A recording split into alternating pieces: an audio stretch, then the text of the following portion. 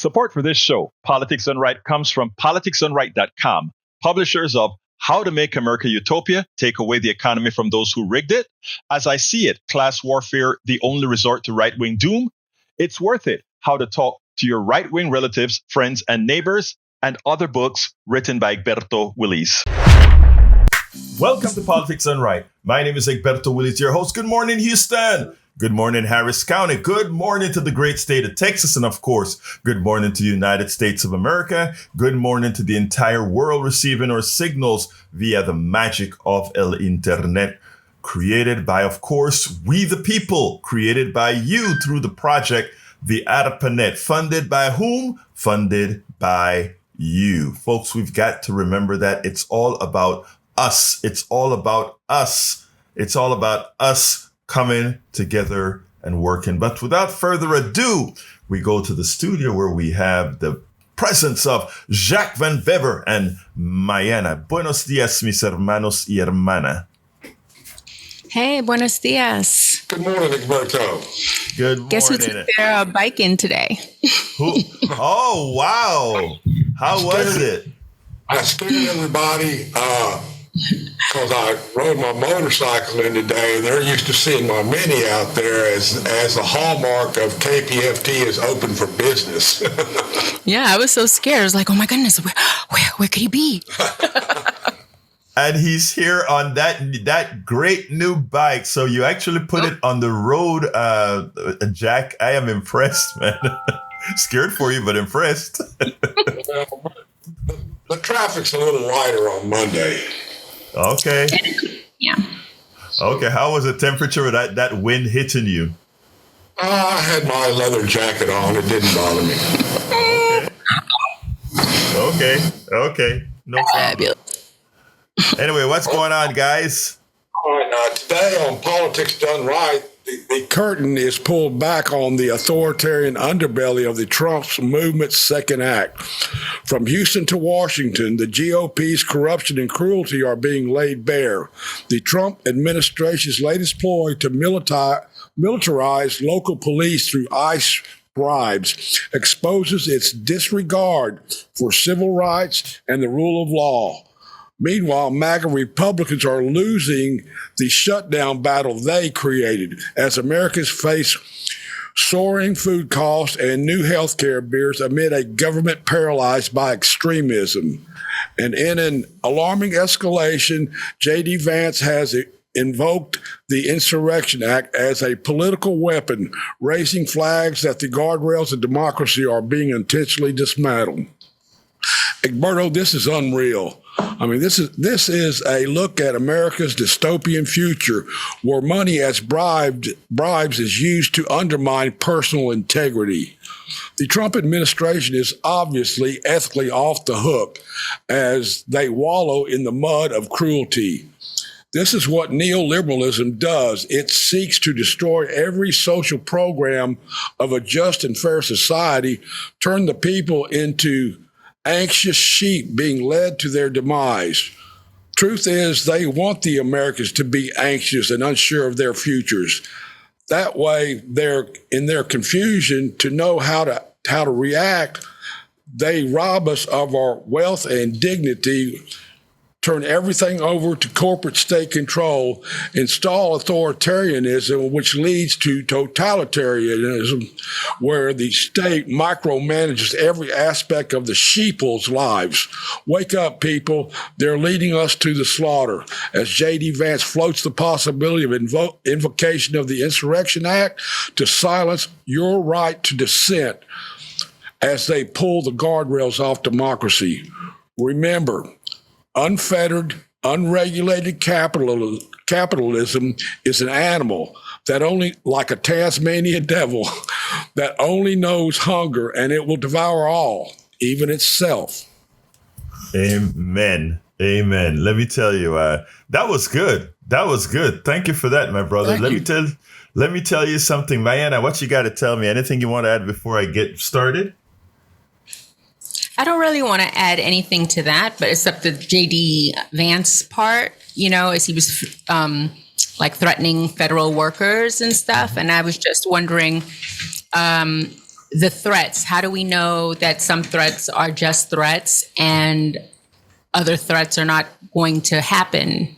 I was wondering if you knew about that, because how do people trust that the longer the Democrats stay out, that they're going to be okay? All the threats are real. The threats are real. First, I think people need to get off thinking that maybe it's not going to be so bad, or maybe no. All these threats that you see are real. We are in a society now where all the things that we thought America would never succumb to being or being again is actually happening. And the only solution to that is us reacting. I tell you what, a little good news here. And this is very small. And I think I mentioned this on Friday. But I can't, on Thursday, I don't know if you guys remember, I got this text from an activist in Conroe pointing out that they had a city council meeting set to restrict protesting. They don't call it restricting protesting because that is unconstitutional. But what they were going to do is force people to pay $500 to get a license to gather if there are more than 25 people. 25 people is nobody. It's hardly anybody for any real protest. And the other thing that they did is they wanted folks to put up $1 million bond. Well, I announced it on the radio that immediately, but throughout that day, I kept on getting calls about, hey, did you hear this? What are we going to do about this? And people are scared to go out there and protest. And one of the things I told folks is, look, we still have the First Amendment rights, your right of free speech, all that good stuff. While, they can prevent organizing in that sort of manner with all the claims they make. That doesn't stop you from being able to walk in every public area with a sign, with no organized leader. You can go out there and do as you please. So don't let that fool you. But the thing about it is, enough people heard about it, and those activists in Montgomery County and other places were so prolific in getting their message out that a council meeting that rarely has anybody there, quantities there, got about 250 people from what I understand. I got a call directly from while they were having the meeting and saying, hey, Egberto, do you know this place is overloaded, full? So many people are there, 250 people or so. And apparently that gave them sufficient realizations that they better not. And they tabled it. So your participation works. And what you're seeing now with the threats of invoking the Insurrection Act and all these things, the sole purpose is to tamp down the resistance to evil. That is their intent, to tamp down the resistance to evil. They want you to feel like if you go out there, there would be consequences. Here's the thing about it. Even the military and the police and whatever, as bad as some in these entities are, most of these people are good people. They're your brothers, your sisters, your aunts, your grandpas, your cousins, these are the people. And if you think in the long run, remember, we grew up under the tenet of a free society, even though everybody hadn't been free or whatever, in our psyche is the yearning for a free society, not an authoritarian society. So for these authoritarians to believe that in the long run, we are going to support this, they have another thing coming. And that little thing in that town of Conroe was powerful. So for all of you from Conroe listening right now, the first thing I want to do is give you a big radio hug and tell you that your actions will be and must be replicated throughout this country to ensure that our freedom remains. You are the template of what must be done to these authoritarians, to these folks that would have your freedoms taken away from you. I can't tell you how bubbling with pride I was to have known some of those activists who got that job done. in Conroe, Texas. You guys are our heroes. Before we get started, let's go ahead and talk to Brother Tag from Michigan. Good morning, Egberto. Good morning, Tag. How are you doing, sir? Good, thank you. I just had a thought. I think it's very pertinent today. How high irony tends to flip things in Washington. And we have Trump making laps about his peace plan that he's got going on Gaza. In all reality, that was Biden's peace plan, right? Yeah. Yeah. I don't know if the MAGA supporters really understand this or not. This was Biden's peace plan, and Trump refused to enact it once he got into office, and now he comes back and he puts his name on it, and now it's Trump's peace plan. Well, we have one peace plan that Trump actually wrote. You know which one I'm talking about? Talk to me. Trump wrote the Doha memorandum. He will never take credit for that peace plan. Biden got hammered on enforcing that peace plan in Afghanistan, and Trump refuses to take credit for it. So I think the irony is quite speaking this morning, for me anyway. What do you think? Well, yeah, you named it, right? I am not very familiar with the Doha, I mean, what is it called? The Doha Memorandum. So while you're, yeah, so I wasn't into it, but I can tell you one thing. I'm watching, or just before the program, I was watching the speech by Netanyahu and his and the person that came behind him. And all I could say is there's this play out here that these two presidents are doing. Don't believe your eyes. Just believe what we tell you. And both of them are simply put, the bastions of misinformation and lies. And sadly, look, let's be clear here. When it comes to Israel, an evil act was done on 1,200 Israelis that murdered, that terrorized 1,200 Israelis.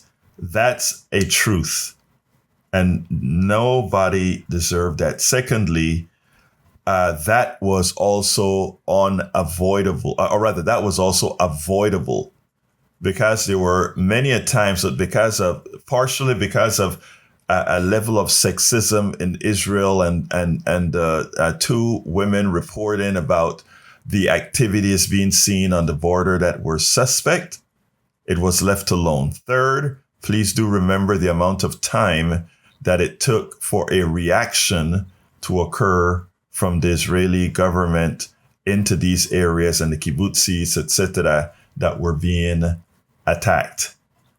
Now, the response by Israel on innocent people, this is where they said, don't watch what your eyes are seeing.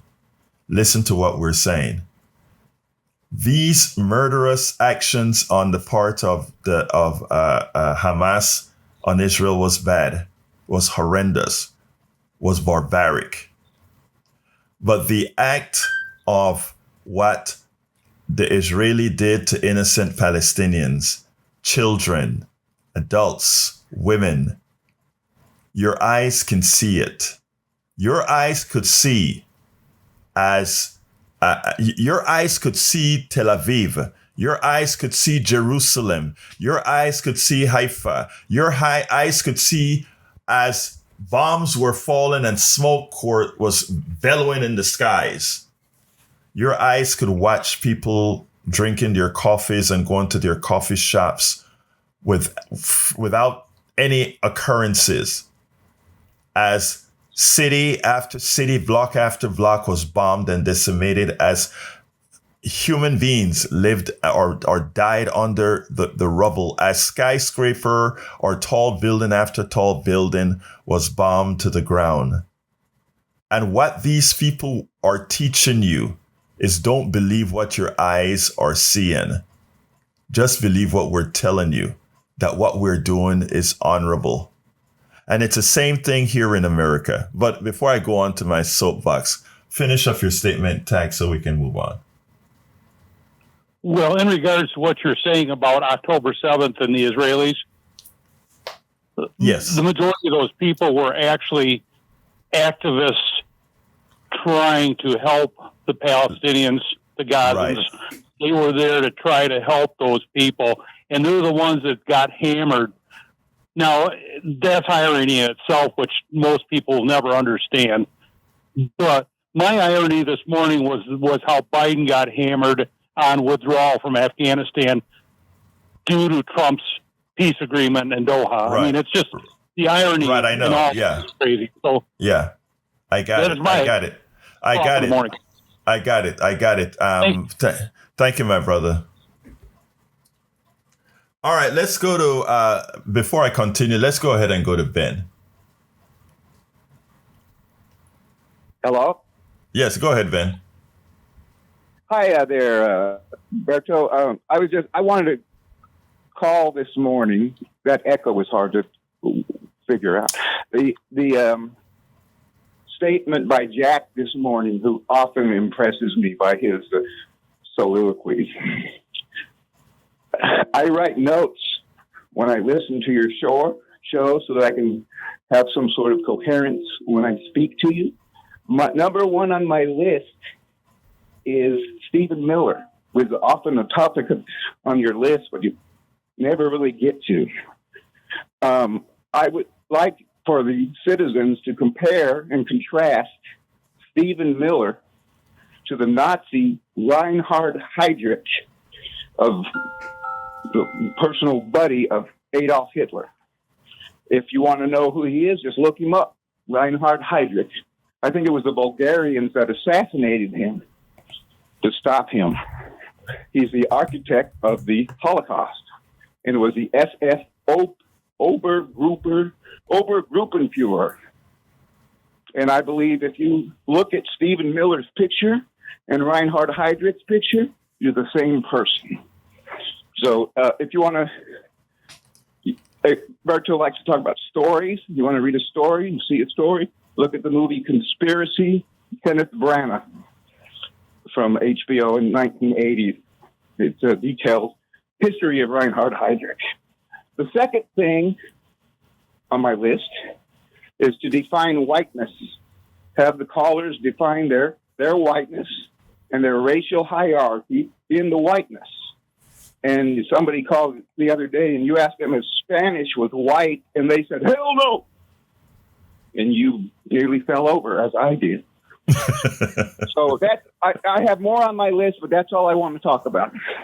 Look, thank you very much for your insight, Ben. That's what we're here. We're here to learn together. But you're so right. Yeah, and that did take me for a loop when he didn't realize that Spain, Portugal, and all of that. But anyway, thank you very much for being here, brother.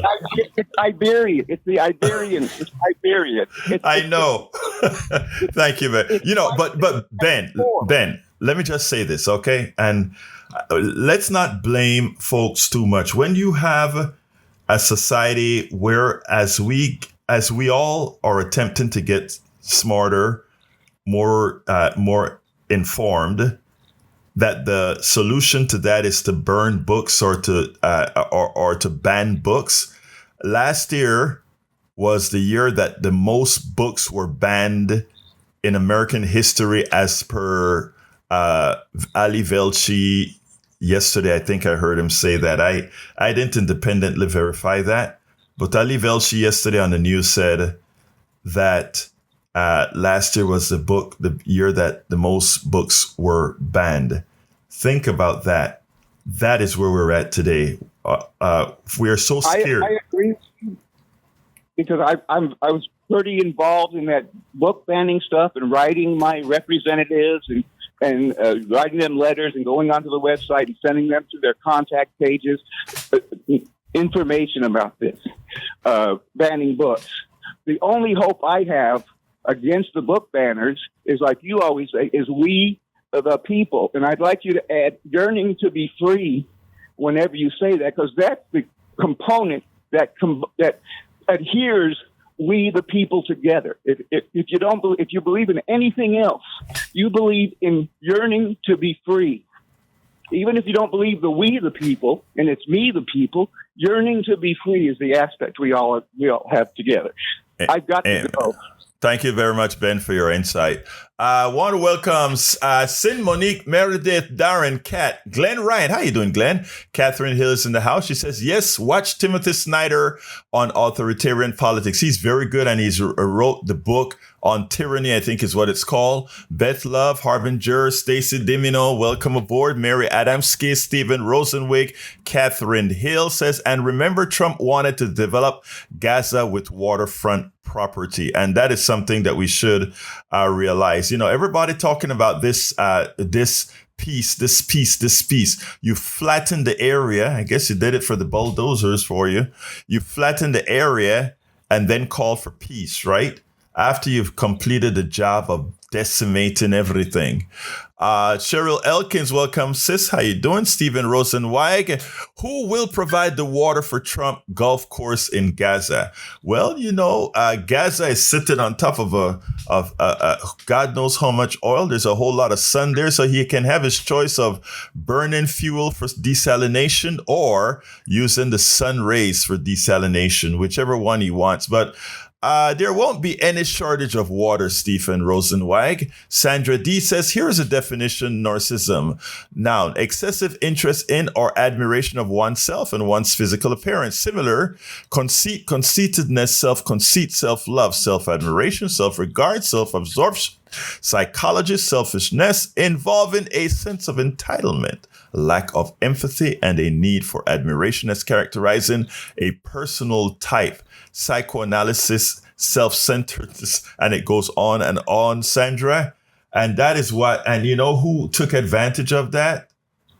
Netanyahu took advantage and knew that that is what he needed to do to the president. Hey, he deserves a Nobel Peace Prize and all these things. You should have heard his adulations in the Knesset this morning. Right now, Donald Trump is speaking, but we are speaking here, so you don't have to hear him. Anyway, Beth Andrews says dictators rule through fear. Fear forces inaction. Inaction is a surrender to the dictator. This dictator wants us to believe that we no longer have the freedom of speech and voice our dissent to his actions, but his narrative is false. We still have the freedom to speak and gather peacefully. I have the smartest, most insightful listeners. This morning, it seems like I could go into this chat and speak from what you've spoken. Stephen Rosenweig says the right word, genocide.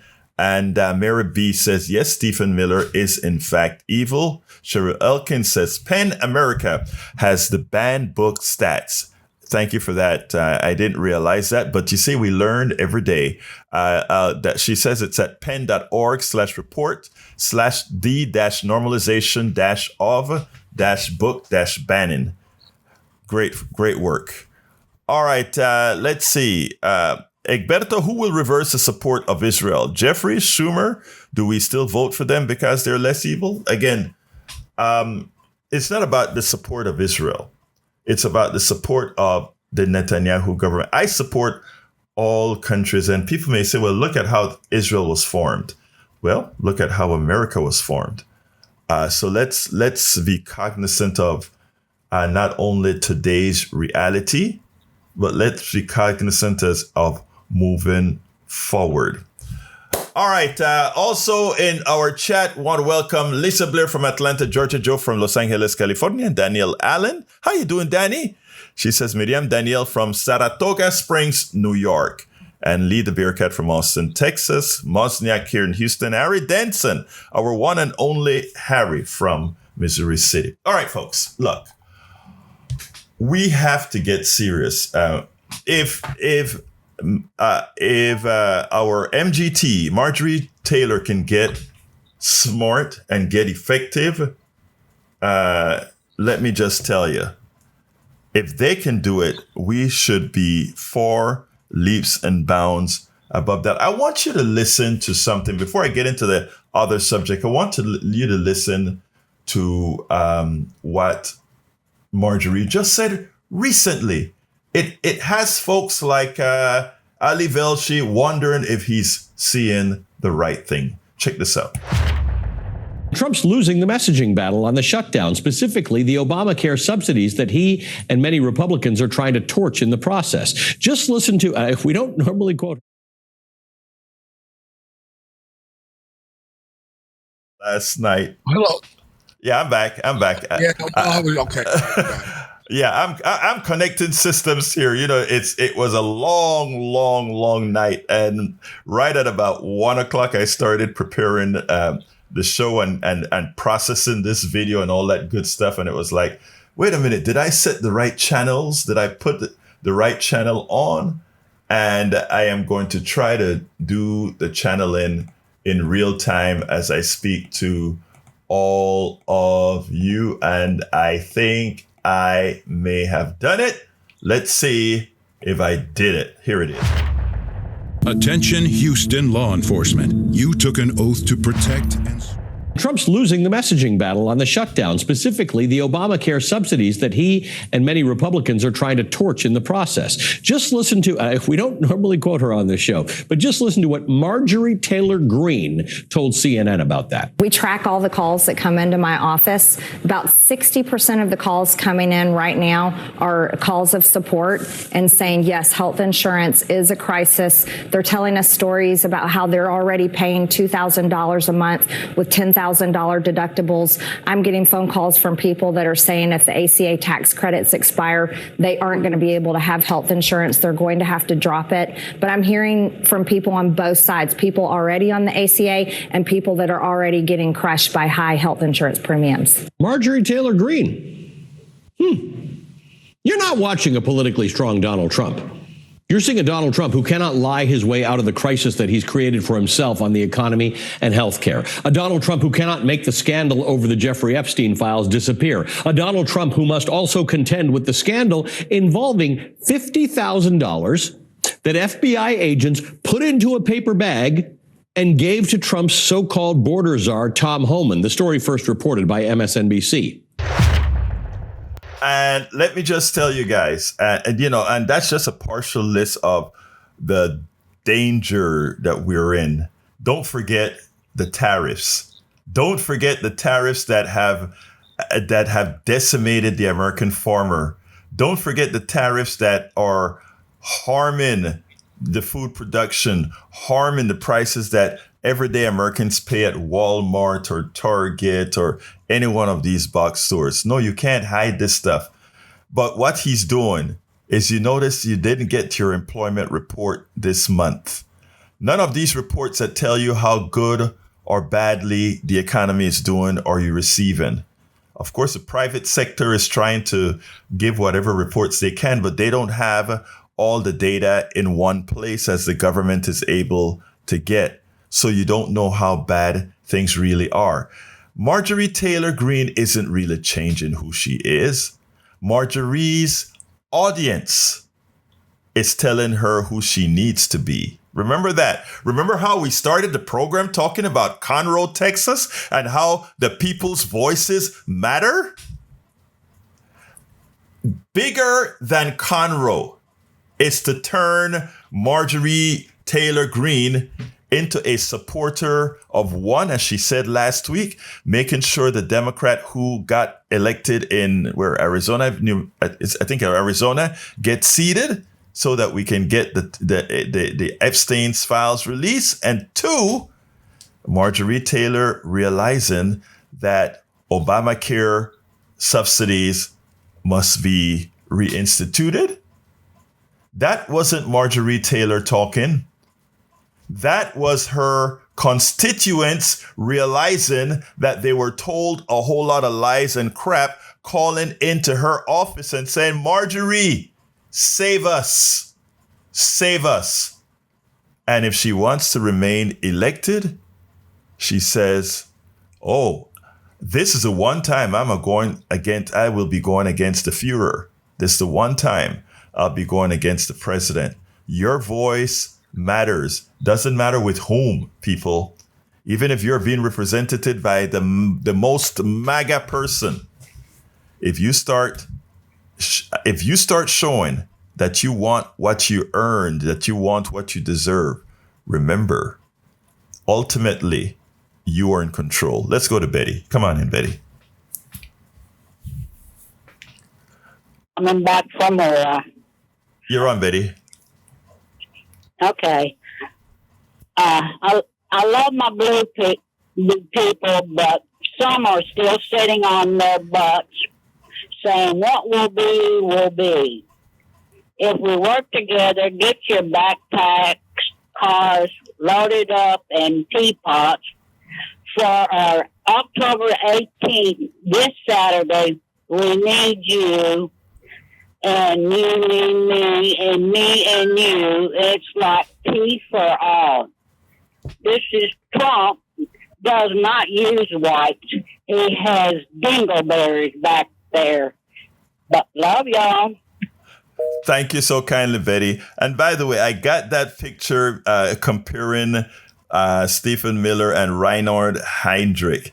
And you know what is scary? Am I really seeing that these guys resemble each other for real? I mean, that is hard to believe, Mayana, that these guys actually resemble each other quite a bit. Anyway, I think we have Johnny next. Come on in, Johnny. Well, Johnny will be on in a minute. There you go. Come on in, Johnny. There you are. Is the phone working correct? Can you hear me? Am I skipping or? No, you're coming in. You're coming in clearly. I mean, I'm more concerned about the background that you hear right now, but just disregard that and let me hear what you got to say. Oh, I hear you fine. I just hear myself sometimes. But I'll continue to ignore. So, like Donald and Netanyahu, Marjorie Taylor does not want to go to prison. That's another motivating factor. In addition to the fact that I have been haranguing her and her staff since the time she went into office. So there's that. So here's another thing. When you call her office in Washington, D.C. at 202, area code 202-225, like in Jackson 5, 225-5211, 202-225-511, remind her in a nice way, and I've been nice to her lately, relative to where I haven't speaking to her, says, Marjorie, don't forget, you've been saying lately, you've been talking about how you are against wasting taxpayer money. You want to be fiscally responsible, right? So when you tell Donald that he's been naughty about all these wasteful things, remind him that you don't appreciate him wasting our taxpayer resources and time by sending National Guardsmen from one state to another to patrol streets that are calm and then having them pick up trash. That's an expensive way to do things. Never mind the fact that we waste money sending bombs to Israel. It's another wastage. And then finally, for health care, it's all great that she says we should not stop these subsidies in December. What about after next year, Marjorie?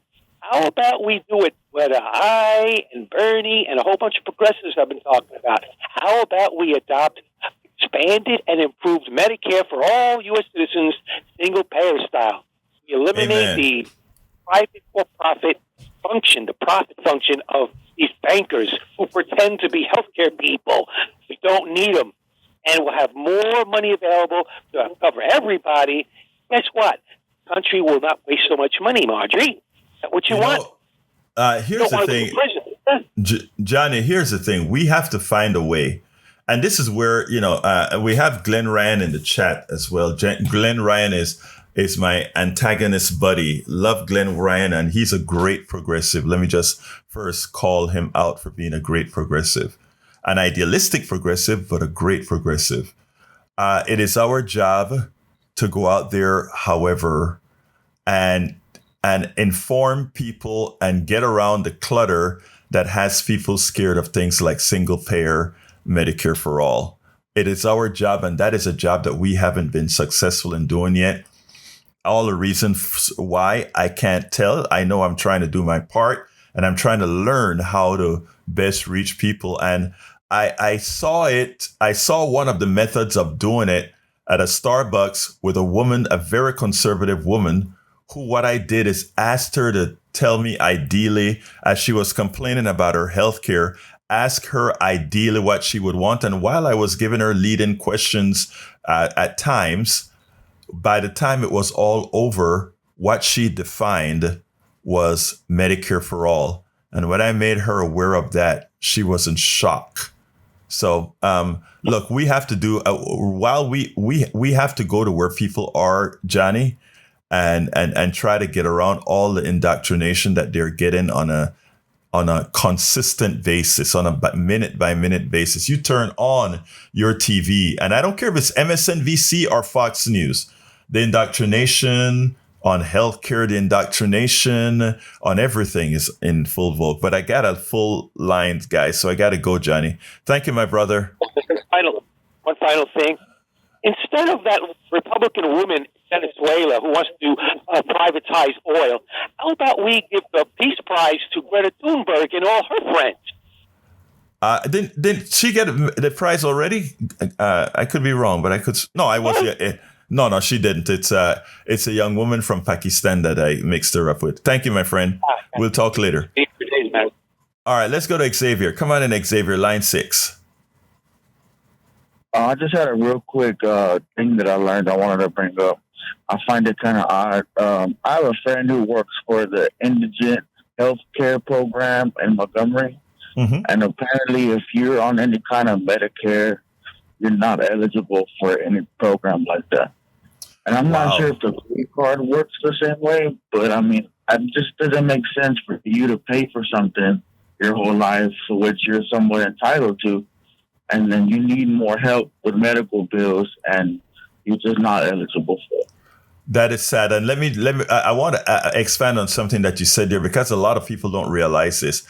All workers who pay FICA also pay something called the Medicare tax. They don't quite call it out often, but Medicare tax is paid on all of your income, not not some other kind of incomes, but on most of your income, the Medicare tax applies. So everybody is paying Medicare tax, including all those people they like to call undocumented workers. All these folks are paying Medicare taxes, and it's a standard. I think it's about 3% of your salary that you're paying. So while everybody wants to say people are getting a lot of stuff they're not paying for, remember, if you're working, you're partaking of paying for stuff. Thank you, Xavier.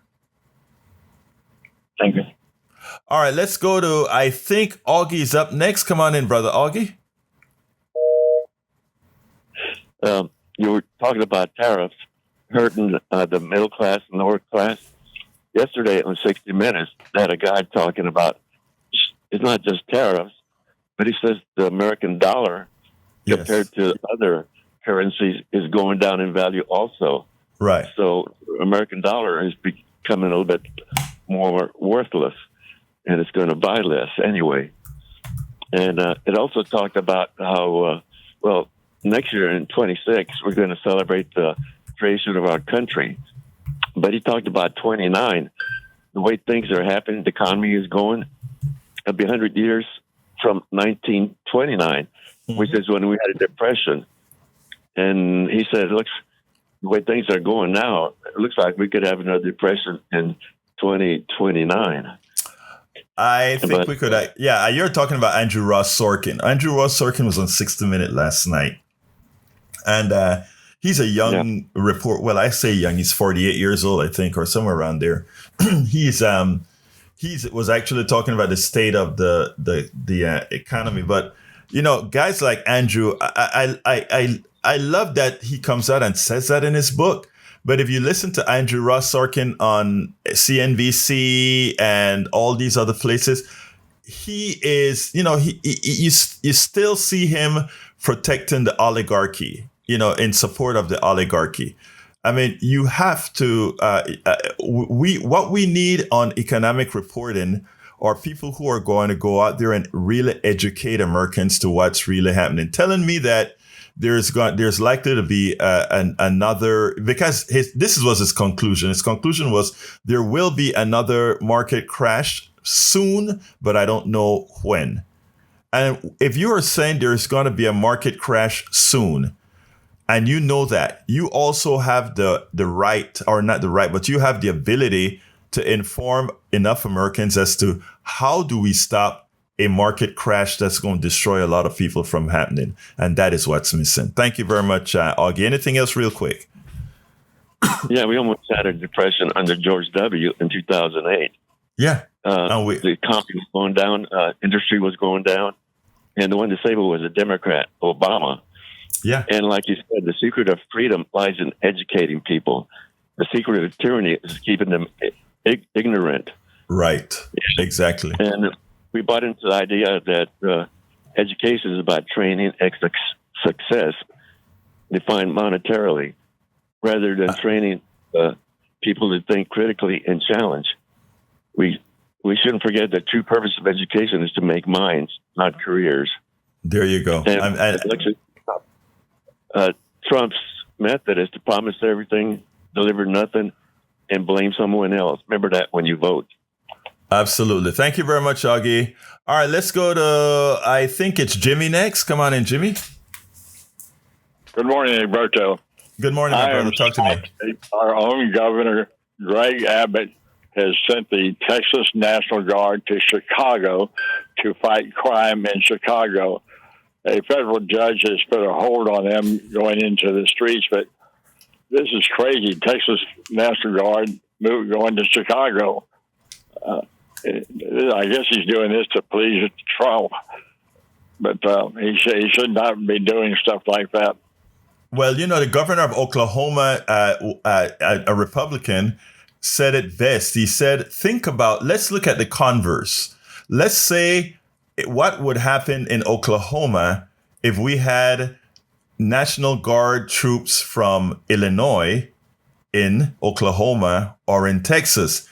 They wouldn't take kindly to that. In fact, they would go up in arms, an invasion from the north. You know, I mean, they're in dangerous territory in doing this. And the Oklahoma governor was sensible enough, a Republican, respected Republican, to come out and say it. Cracks are forming. Anything else, Jimmy? Yeah, Greg Abbott has also denied the extra aid for Medicaid that could be coming to our state.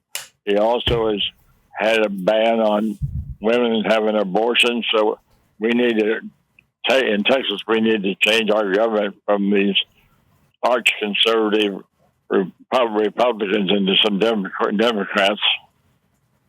These are repressors. Let me tell you, first of all, that stuff about the Medicaid expansion to the Affordable Care Act that we've denied. In effect, we have a legislator, and this is going to sound above the keel, if you will. But in effect, it was voluntary person slaughter. And why is that the case? Because Texas has the resources to insure its citizens via the Medicaid expansion to the Affordable Care Act. And they decided, even though we all pay for it, they've decided to leave it on the table. And in the process, many Texans have died. I got to go to another call, Jimmy, but thank you so kindly for your call. And thank you so kindly for listening, my brother. Let's go to Ilan. Come on in, Ilan. Yes, its policies done left a lot of Purim here. I'm going to be very brief because there's not time for discussion, but I wanted to just raise in people's minds the idea, study history, you'll find it very much like what's going down in the USA politically was in Germany between World War I and II. The Weimar Republic also was doing some of the things that we're doing in the USA as far as cutting back on the liberties and so forth. So study your history, the Weimar Republic, WEIMER. I criticized the American media for not covering the fact that billions and billions of dollars are being spent on all the bombs and rockets, etc. It's a major part of our economy, and we're being known in the world as the war-making country. And on the other extreme of things, on a positive idea, I'll be watching on space.com in less than 12 hours, about 11 and a half hours from now. The most powerful rocket will be launched with SpaceX in South Texas. So tune in through space.com to get some links to watch that. Thank you very much, Ilan. Getting so much in medicine in space. Thank you. Thank you very much, Ilan. Very good points. All right, let's go to, I think Bruce is next. Come on in, Bruce. Good morning. Good morning, Bruce. Yeah, I'm going to give just a quick example of why medical care is so expensive. I had my gallbladder out, and the day of release, the nurse came in and said, I'll answer any questions you have, and explained what to eat, et cetera, et cetera. Then told me the doctor will be in later to release you, and he'll answer any questions. So in between those two, some woman doctor stuck her head in the door and said, I'm going to answer any questions you have. I said, well, I've already spoke to a nurse. She says, well, I'm here representing, and it was some HMO that I don't even have. And she spent 5 minutes telling me the same thing that the nurse told me. I got a statement from Medicare showing me that her company charged $363 for that 5-minute redundant visit. So that's one reason healthcare is so expensive, is there's redundancy built in. And the other thing I have to say is I heard something about Vance might run as a dark horse in some race, maybe the presidential race. Well, the Republicans are going to take exception to that. You can't call it a dark horse because of DEI. It's got to be white horse. I'm done. All right, Bruce. Thank you very much. But when it comes to the healthcare system, look, my wife was in the hospital, and when she was in the hospital last year, quite a few days, and I remember several doctors came in, and they just came and they spoke to her and say, how are you doing? Nice to see you, and all of the good stuff they were telling her. And my wife kept on saying, oh, they're so nice. Look, they're coming in. They're giving you good. I'm like, look, every time that door opens and a doctor comes in, that's another bill that you're going to see. That's all it really is, another bill. And you nailed it right there, Bruce. We need Medicare for all. Bobby, come on in. Line number 1.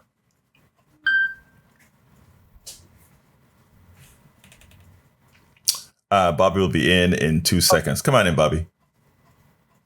Yeah, when I see Trump putting these forces everywhere, it keeps making me think back to the founding forefathers who were very weary of a standing army because, they were scared that some tyrannical leader like Trump would use it against the people. So they felt it was necessary for each of the states to have their own militia. They thought that, the army for the nation could be mainly made of normal guys who could be called up. But those guys would be in their state militias. We're supposed to have a state militia to balance the power between the states and the federal. But in the early 1900s, the states' militias were turned into the National Guard. And yeah, they're supposed to be under state control, but the federal, the president under certain circumstances can call them up. But he's using our own state militias, which are supposed to help keep a tyrannical leader from using those troops against us himself. It seems like all hope is lost as far as ever wanting to fight back against, let's say he does, suspend the Constitution, do all these terrible things. I mean, and suspend elections. Like, what do you do? What are you supposed to do when it comes to a point where you can't vote anymore? Let me just say this. I want people to think about what you're saying, which is very important, Bobby. But I want them to remember, and I'm going to say this again. Remember Conroe, our little town in Texas named Conroe. Right now, Donald Trump and his cabal wants you to feel despair. That's their goal. They need you to feel despair. One of my goals and the goals of many people doing what we do is to tell you, don't be fooled, because the people with the power are the masses, you and everybody else. They can only do and use the power that you cede to them.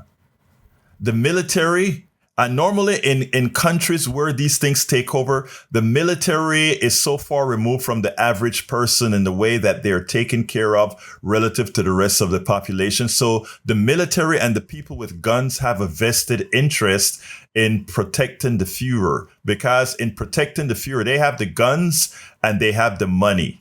Over here, the people with the money don't necessarily have the guns, and the people in the military aren't living above the rest of us all, like it is in Venezuela. And I hesitantly use Venezuela because Venezuela put itself in that position. But in all these other authoritarian countries, what you see is the military folk or a special class that live above the people.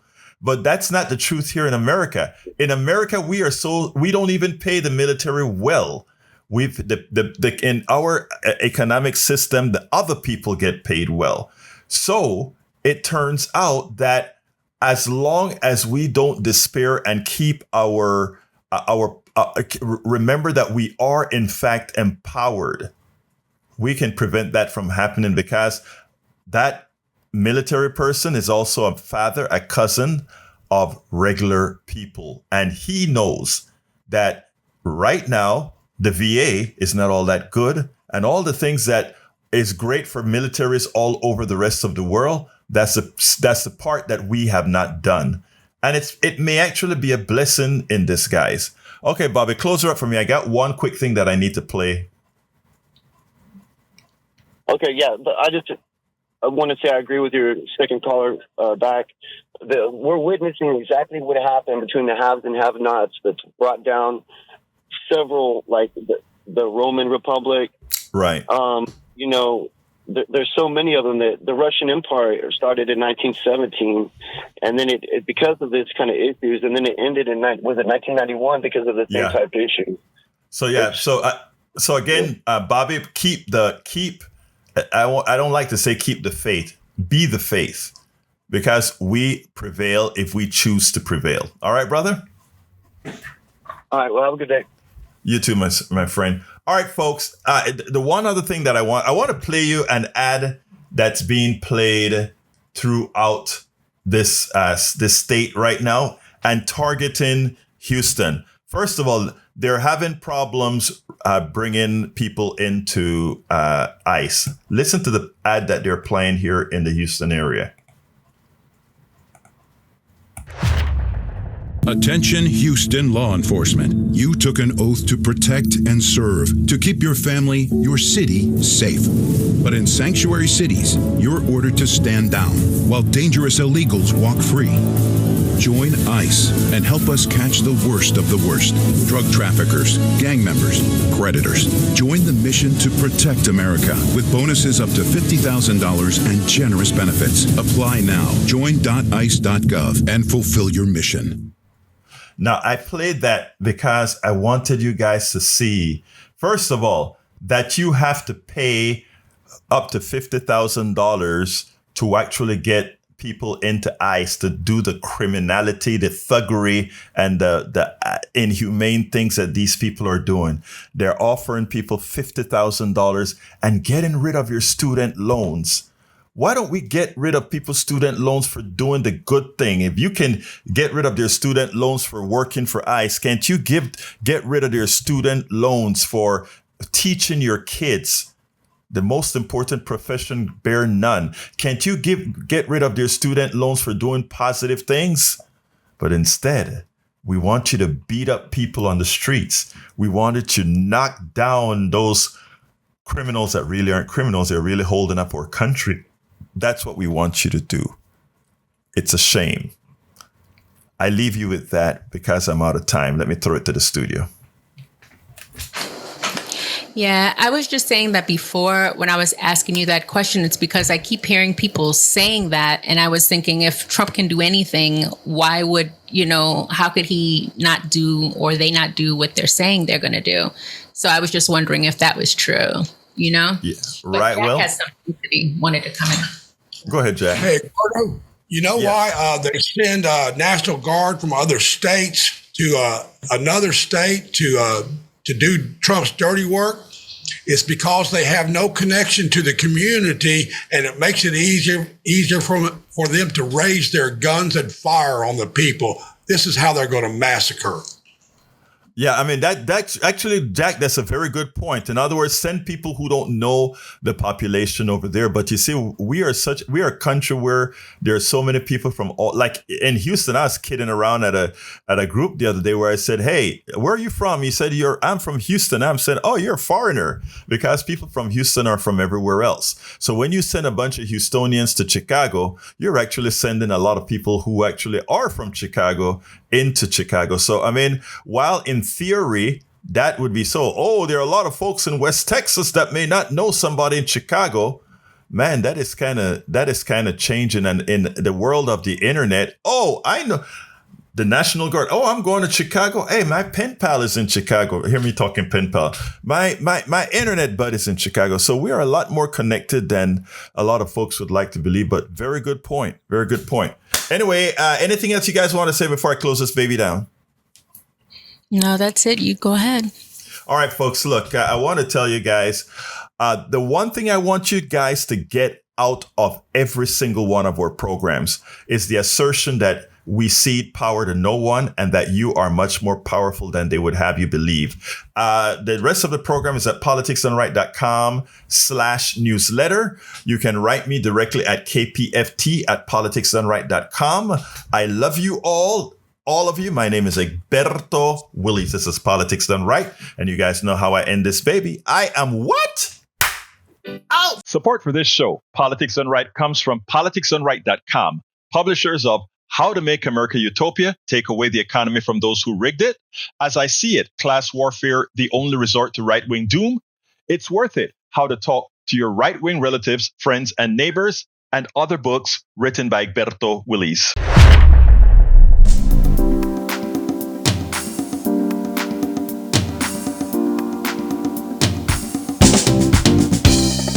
Welcome to Politics Done Right.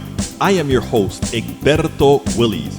This is a progressive program that will take the mystery out of politics.